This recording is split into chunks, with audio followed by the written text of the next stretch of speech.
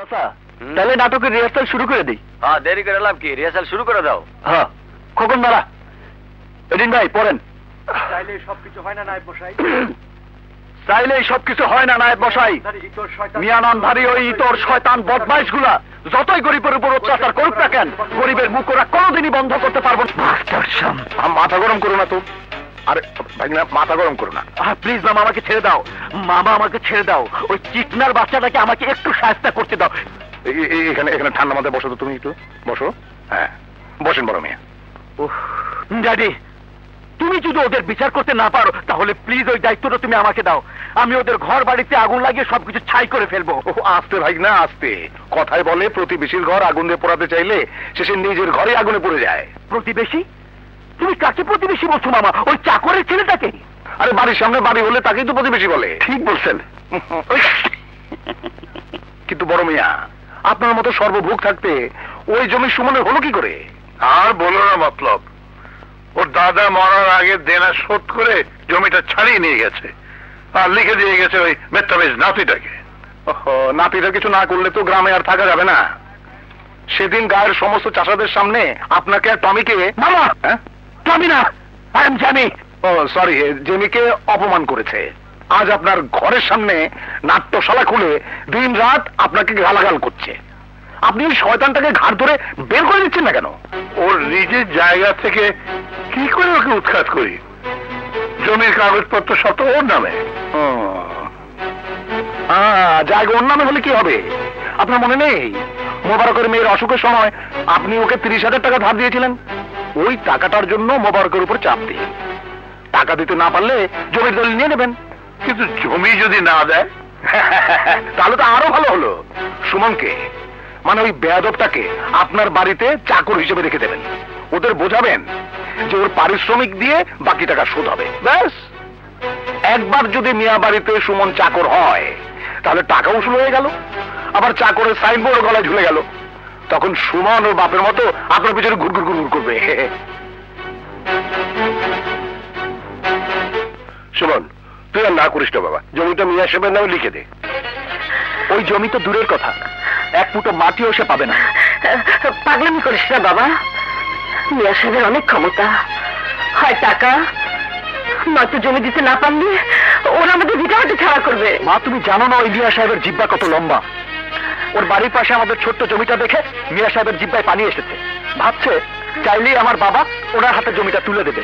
অসম্ভব, জমি আমার নামে। জীবনেও আমি ওই জমি মিয়া সাহেবের নামে লিখে দেব না।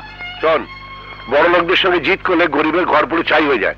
তার চেয়ে চল আমরা বাপ বেটা দুজন মিলে মেয়ে বাড়িতে কাজ করি, তাহলে তাড়াতাড়ি ঋণটা শোধ করতে পারবো।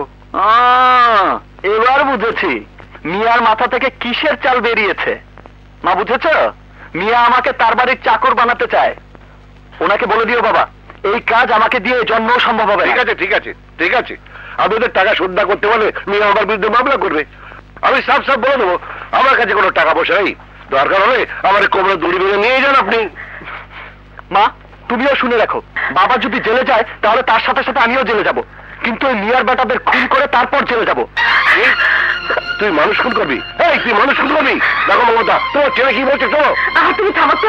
না মমতা, আজ এর একটা বিহিত করতেই হবে। হয় সে আমার সঙ্গে এক্ষুনি কাজে যাবে, নাহলে এক্ষুনি নিজের হাতে সে আমাকে খুন করবে। থামো বাবা, থামো, তোমাকে ঝগড়া থামাও। তুমি আমার চিকিৎসার জন্য ঋণ করছিলে না, শুধু আমি করে দেবো। আমার তোমার সাথে নিয়ে চলো, আমি দাসীবন্দির কাম করে সব ঋণ শোধ করো। না মুন্না, তোর ভাই আজও বেঁচে আছে। এই, তুই কি করে ভাবলি আমি বেঁচে থাকতে তোকে দাসীর কাজ করতে দেব? তোকে যেতে হবে না, আমি যাব। যে বাড়িতে আমার বাবা গোলামি করে, কাল থেকে আমিও সে বাড়িতে যাব, চাকরের কাজ করব।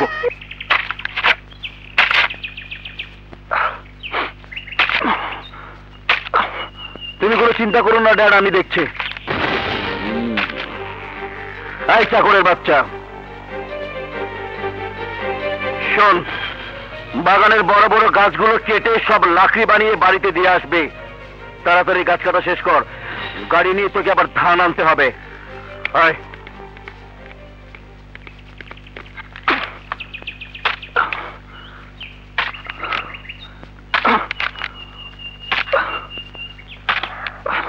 দে সুমন দে, আমাকে দে। না বাবা, এই বয়সে তুমি এত শক্ত কাজ করতে পারবে না। তুইও তো আজ পর্যন্ত কোনোদিন এইভাবে পরিশ্রম করিসনি। আজ একাই তুই 4 জনের কাজ করছিস। আমি তোকে এত কষ্ট করতে দেবো না, দে আমাকে দে। না বাবা, আমার বাবা মিয়াবাড়ির নুনের দাম দিতে গিয়ে তার ইজ্জত রাখতে পারেনি, কিন্তু আমি তো আর আমার বাবার ইজ্জত নষ্ট হতে দিতে পারি না। তুমি কোনো চিন্তা করো না বাবা, আমি মিয়াবাড়ির সোজা গর্দান নিচু করে দেব। আমাকে তুই ক্ষমা করে দিস বাবা, তোর এই কষ্টের জন্য। আল্লাহ, জিদ করে এত কাজ করে হাতের কি অবস্থা করেছিস দেখেছিস? মিয়াবাড়ির জুলুমের তলোয়ারে এমন কত মায়ের সন্তানের রক্ত নষ্ট হয়েছে, তাদের খোঁজ কি কখনো তুমি নিয়েছো বাবা? যাও বাবা, বেলা অনেক হয়েছে, তুমি খেতে যাও, আমি কাজ শেষ করেই আসছি, যাও।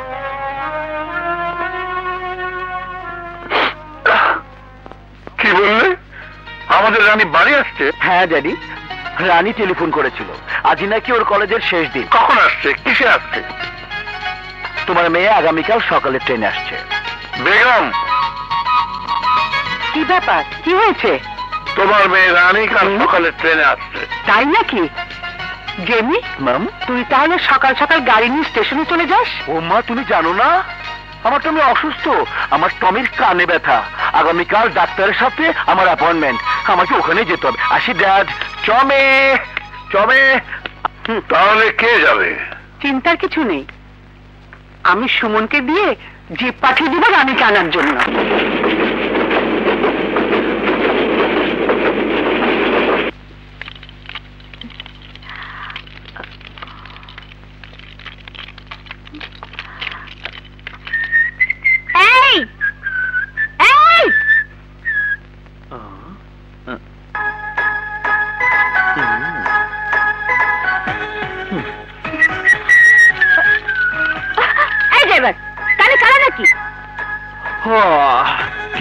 চিৎকার করছি, শুনতে পাচ্ছ না?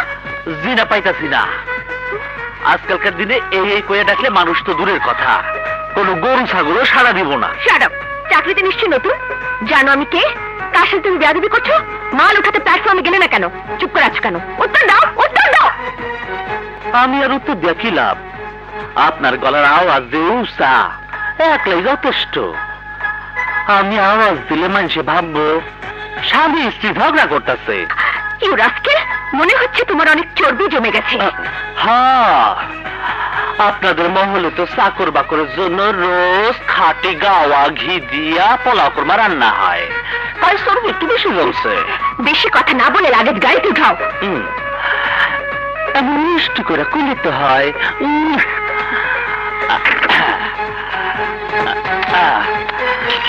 আসেন, জলদি আসেন।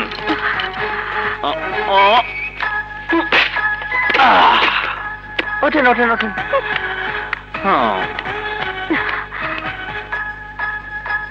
পাইবা এখন। যাও বাবা পঙ্খিরা, চলো।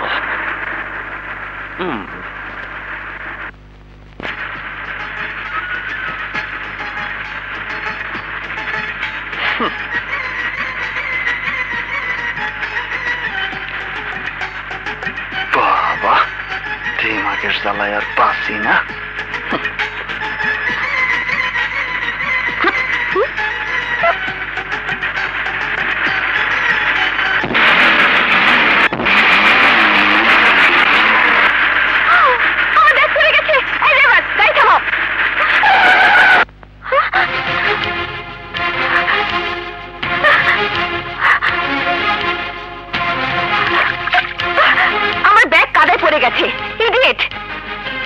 তোর কারণে আমার কাপড় নষ্ট হয়ে গেছে, এগুলো কে পরিষ্কার করবে? তুই না তোর বাপ? আরে আমাকে তুলে কোথায় যাচ্ছিস? স্টুপিড ইডিয়েট, বাসায় যাই তারপর তোকে বোঝাবো। আরে আরে, কি হয়েছে মামনি? কি হয়েছে? তোর এই অবস্থা কেন? আমাকে বল কি হয়েছে? তোর কথা লাগেনি তো? গাড়ি উল্টে গেছে? তাহলে কাঁদছিস কেন? ওই বদমাশ শয়তানটা। হয় আগে মন ভরে কেঁদে নিয়ে তারপরে বল, না হয় আগে বল, তারপরে কান্নাকাটি কর। তুমি ওকে ধমকাচ্ছ কেন? কতদিন পর মেয়েটা এসেছে। আচ্ছা মা বল, কি হয়েছে?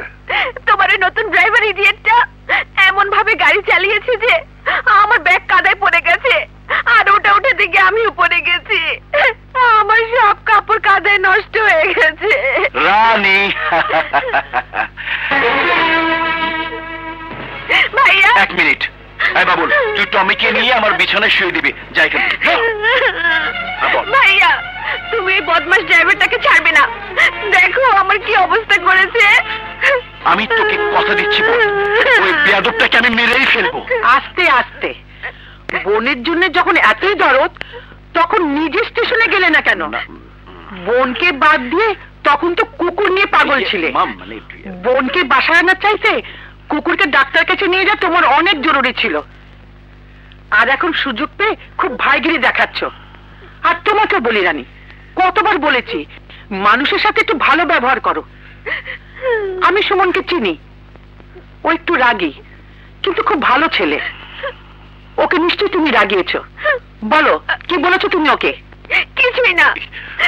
গাড়ি থেকে আমার ব্যাগ যখন কাঁধে পড়ে গেল, তখন আমি বললাম আমার কাপড় কে ধুয়ে দেবে, তুই না তোর বাপ? আর তখনই সে আমাকে ফেলে চলে এলো। Good, very good. তুই মেয়াবাড়ির মেয়ের যোগ্য আচরণই করেছিস। কি বলছো তুমি? পৃথিবীতে এমন কোন বাবা আছে যে মেয়ের এমন আচরণের প্রশংসা করে? সুমন উচিত কাজই করেছে।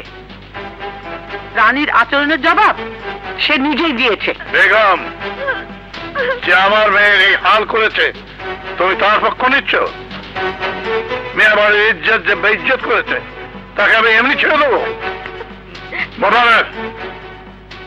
জি হুজুর। তুমি দেখেছো তোমার ছেলের কত বড় স্পর্ধা? আমার মেয়ের কি অবস্থা করেছে?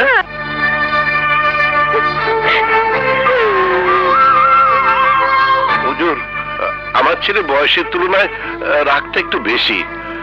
ওর যদি কোনো ভুল হয়ে থাকে, তার জন্য যা শাস্তি দেবেন আমি তা মাথা পেতে নেবো। বাবা, আমাকে প্রমিস করো তুমি ওকে শাস্তি দেবে। কঠিন শাস্তি দিয়ে তুমি ওকে চাকরি থেকে বাদ করে দেবে। ও যদি এখানে চাকরি করে, তাহলে আমি আর এক মুহূর্তে বাড়িতে থাকবো না, শুধু শহরে চলে যাব। শাস্তি ওকে পেতেই হবে। এখন যাও, হাত মুখ ধুয়ে রাস্তা খেয়ে নাও।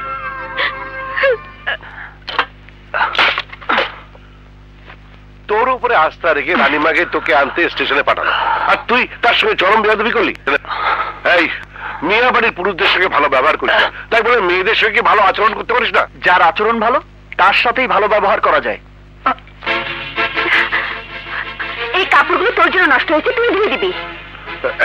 এই শুভ, চল। এই, তুই কি আমার ঘরের বউ নাকি যে তোর কাপড় আমি ধুয়ে দেবো?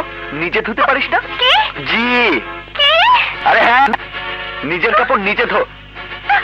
সুমন, সুমন, কি হচ্ছে সব? কেঁদো না মা, শান্ত হও। দাও, তোমার কাপড় আমি ধুয়ে দেবো। যাও, তুমি গিয়ে রেস্ট দাও।